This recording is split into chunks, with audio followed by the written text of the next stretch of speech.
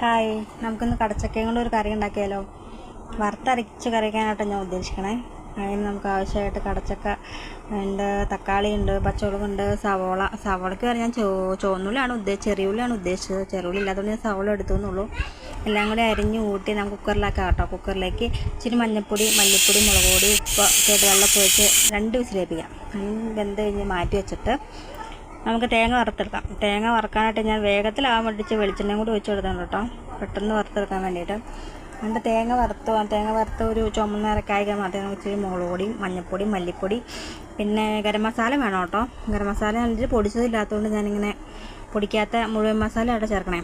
അതിനകത്തിട്ടൊന്ന് മൂത്തതിന് ശേഷം അതൊന്ന് ചൂടാറാൻ വയ്ക്കാം. ചൂടാറിന് ശേഷം ഒന്ന് അരച്ചെടുക്കാം.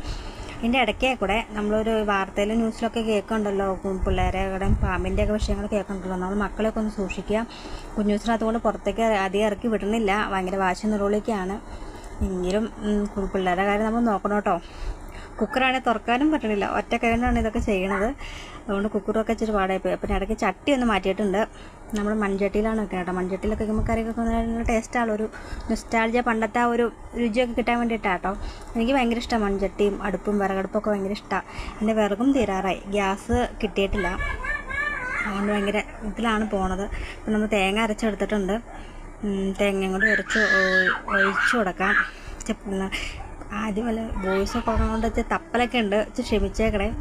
പിന്നെ ഈ ചാനലൊന്ന് ഇഷ്ടപ്പെട്ടാൽ ഒന്ന് സബ്സ്ക്രൈബ് ചെയ്തേക്കണേ, ഞങ്ങളൊന്ന് സപ്പോർട്ട് ചെയ്യണേ. പിന്നെ ആദ്യ തുടക്കത്തിലുള്ള ഒരു തപ്പലും ഇതൊക്കെ ഉണ്ട് എനിക്ക്. പിന്നെ പയ്യെ നമുക്ക് ശരിക്കും എടുക്കാം.